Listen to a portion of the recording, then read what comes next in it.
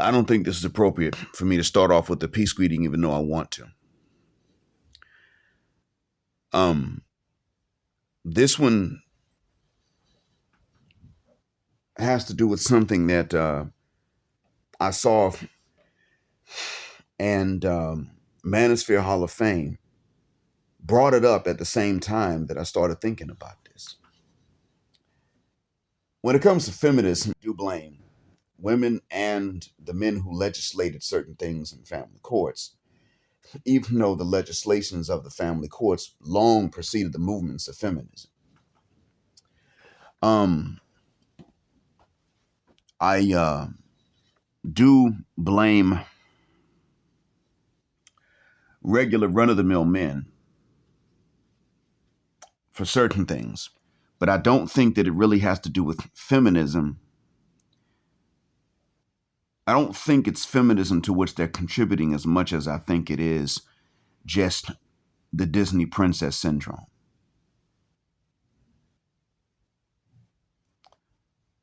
The fantasies that women have when it comes to their husbands. Dads are not sitting up here telling their daughters to get with bums and thugs. They're not doing that. But dads, sometimes they're not even daughter dads, are actually oftentimes very traditionally upholding something that already failed.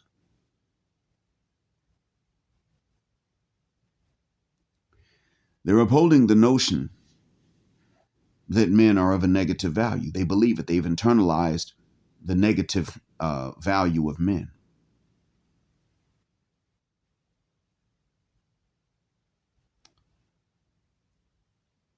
They demand that men be what would make them a prize, just to qualify to be treated like they're not of a negative value. That's not fair to the men. And many of you are going to say, well, life's unfair, suck it up. Yeah, fuck you. See, life's already unfair enough, but it's not your job to be unfair. Some of you think, well, if I have a daughter, my job's to look out for her interest. If you have a daughter, your job is also to not vex your future son-in-law, if you ever have a son-in-law. Some of you have done such a piss poor job of raising your daughters as far as men are concerned, you'll never have a son-in-law. Some of you will have sons-in-law and you will never have grandchildren. And that's your damn fault. Some of you, even worse, will have grandchildren with no sons-in-law. And that's partially your damn fault. You will screw things up because instead of raising your daughters, you just spoil them. It may not be feminism to which you contribute. It may, I don't know. But you already contribute to this negative valuing of men. And that's not, it didn't really work out to your best interest, but you, because you're okay, or you think you're okay, you turn around and continue the same thing. No. Some of you have sons and daughters. Some of you have daughters only. Some of you have sons and no daughters, and you still have that mindset. You think that the job of the man is to be traditional, patriarchal, all of this, but that he should not marry or even date until he is in a position that is very rare for human beings on the planet in general. That's what you think.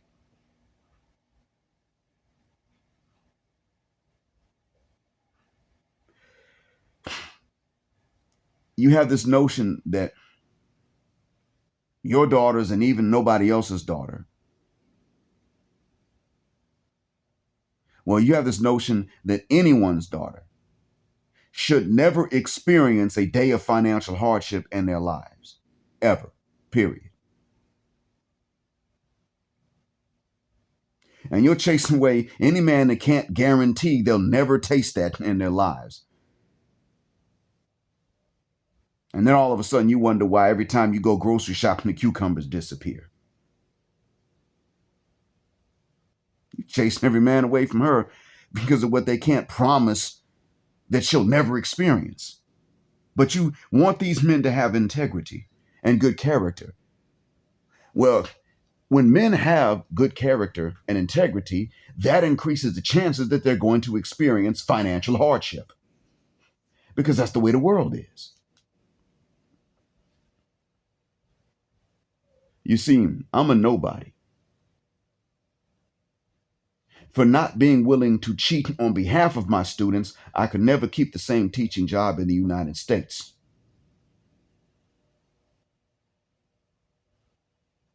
Because I would not go out drinking with my colleagues and eating pork with my colleagues, and I wouldn't ogle women or chase or pursue women with my colleagues when I was a married man working away from home with them. They figured out that I was Muslim without me telling them, and I couldn't keep that job. The one good job I had as an adult in the United States, couldn't keep it.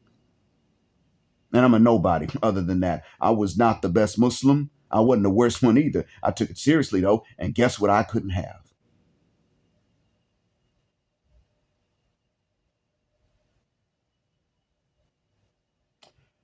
I had to go through that. I was not spared that, and I was never going to be spared that. And lo and behold,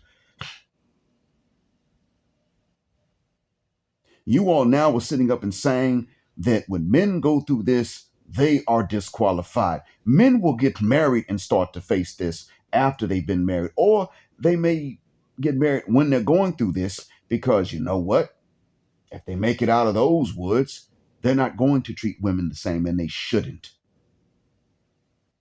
So what you're saying is that I should go through something and make sure that I never experience poverty ever again in my life, which is never a guarantee. Then I'm qualified for somebody's daughter, but I'm supposed to treat her and honor her ass like she was there before I got to that point. No, motherfucker, I bought his daughter or your daughter. She's a possession, even if I like her, because you made it out to be that way. So if I do decide I want to marry someone else and her at the same time, shut the fuck up. You ain't got nothing to say about it. You sold her like a damn commodity. I might love her more than you do. But she ain't the damn prize. She's a possession. Don't sit up and talk about what we have to own in order to qualify for any marriage at all, and then got the nerve to talk about, well, you better not be marrying nobody else when you married to my nigga. Fuck you. How about this? I won't marry her till I married somebody else. And that's if I like her, because you fucked her up. If there's a problem with patriarchy, that might be one of it, or one of them. It's not really, I wouldn't know how patriarchal that is, but some of you niggas got the nerve to talk about being traditional patriarchs, yet and still you spoiled your daughters. You did not raise them. No, nigga, that tradition never worked. That already has been done, and marriages have traditionally been burdens. You niggas are crazy.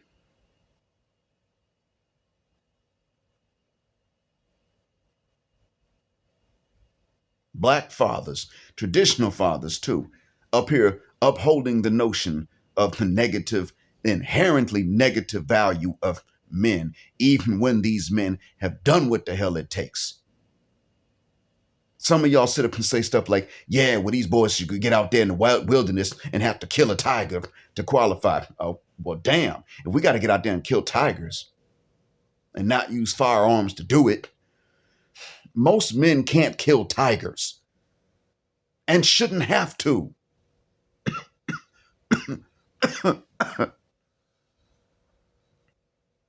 But since you want to sit up and make up stuff like this, which will really just get a whole bunch of men killed for nothing, behind some meat we can't even eat.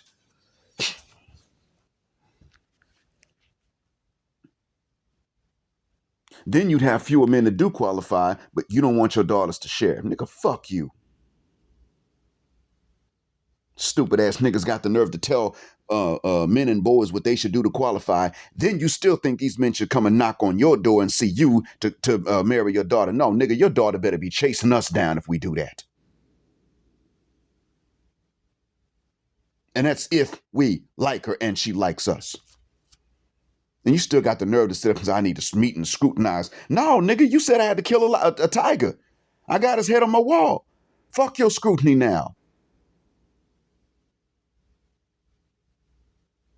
Dumbass. You just spoiling her. Nobody blames you because you love her.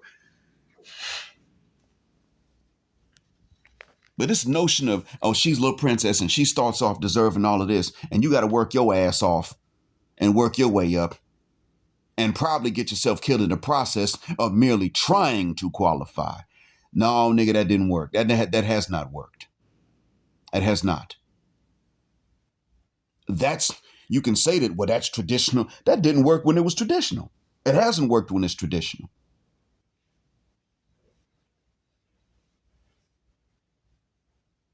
You can talk all you want about certain groups that had to do it. Where are they now?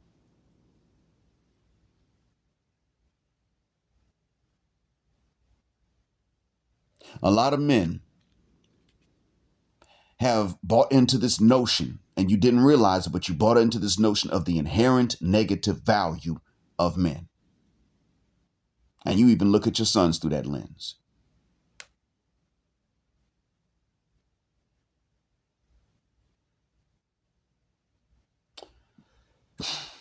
You've contributed to that problem.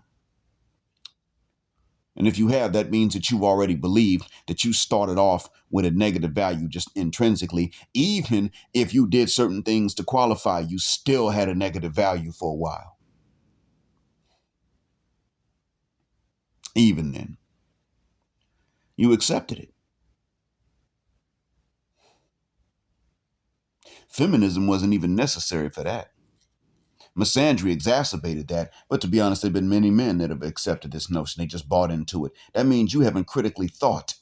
You haven't analytically thought about what ideas that women might have been putting in your head, that the gynocracies might have been putting in your head.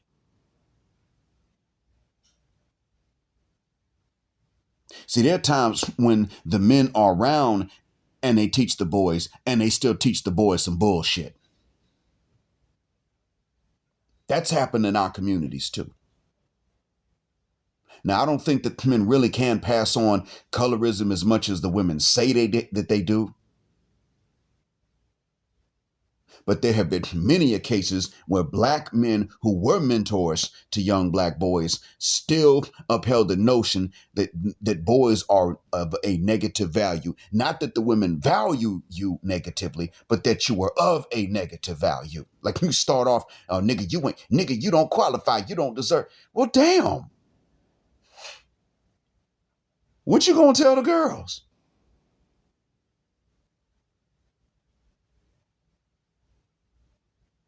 No wonder you got these young boys out here trying to get themselves killed behind these women's approval. You done told them that it matters, but they don't deserve it.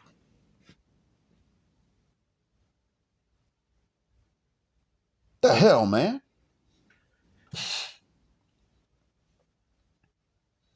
Now, truth be told, a lot of times if you're going to try to mentor, you don't need to mentor just the boys. A lot of times you need to mentor both.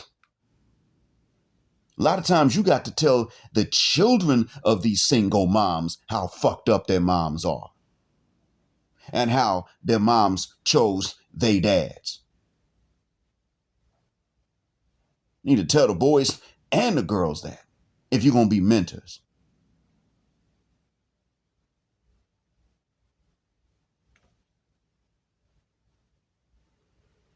That's the proper way to be patriarchal in a gynocratic culture, a misandric gynocratic culture at that. That's the proper way to do it. It's not going to be oppressive to the women because you let them know that men also come with a value.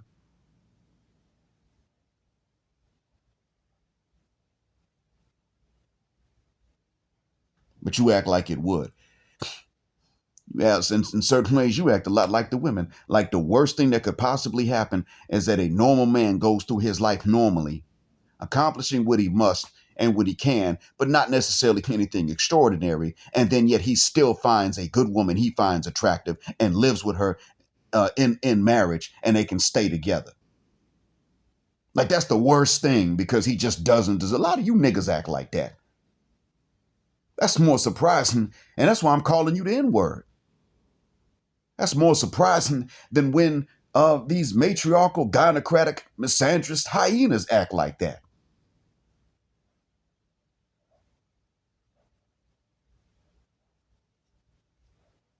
And one of the main ways that they got you to act like that was by hiding the fact that they think that way because of some hatred.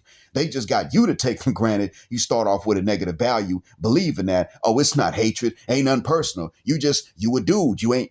They don't. You start off like that. No, no, no. They feel that way about you. That's what it is. And why do they feel that way about you? Because it's hatred, because it's misandry. Don't believe me? Why is it?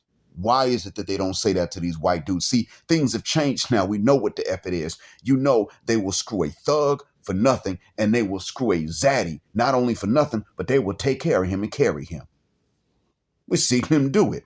They want to divest. So what they do, get a white guy they got to carry. Yep. And we know about this now, and you still got the nerve to sit up and tell these young brothers, you need to get out there and prove yourself. Motherfucker, for what? Do you not see that Charlie's grandson doesn't have to prove himself? Hell, she pay his bills.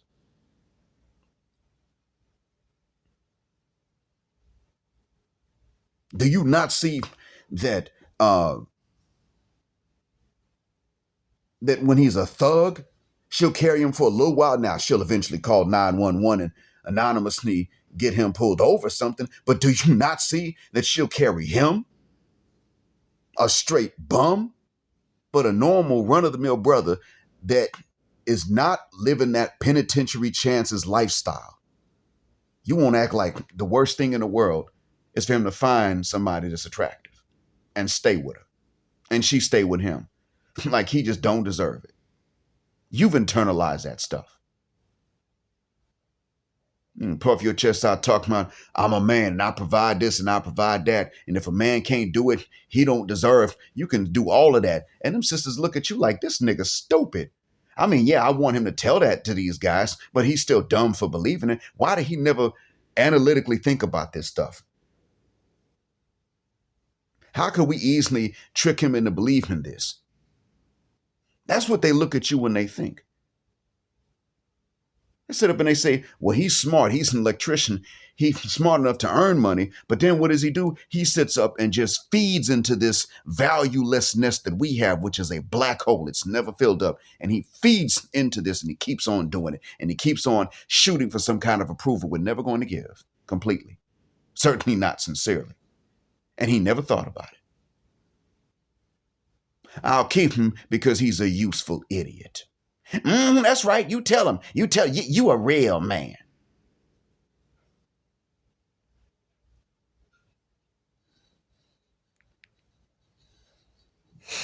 And you believe it. You don't seem to understand this. When a Western hyena calls you a real man, you need to wonder what you're doing wrong.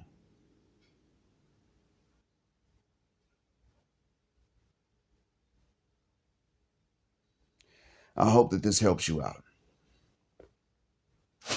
And hope that at some point, you gentlemen who think you're really traditionally patriarchal. Um, and I'm not talking about the true ones, but those of you who think you're such will make sure you never uphold the notion that men just start off with a negative value. It's one thing to be aware that women value you negatively. It is a whole different thing when you sit up there and act like they're right for doing it. Because I got sisters. Well, nigga, fuck you and your sister. Stupid ass nigga.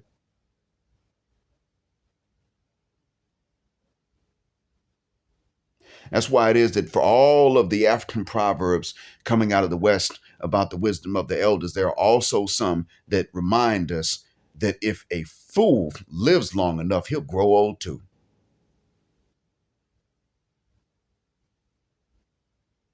Thanks for listening.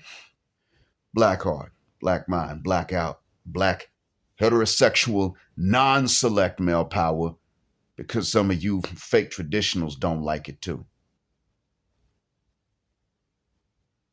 And black patriarchy, real black patriarchy until extinction of Judgment Day. Thanks for flying with us again here on Jet Black Airways, where the phrase jet black is also a verb. Keep jetting black with us till the wings and the wheels fall off. Gender justice forever.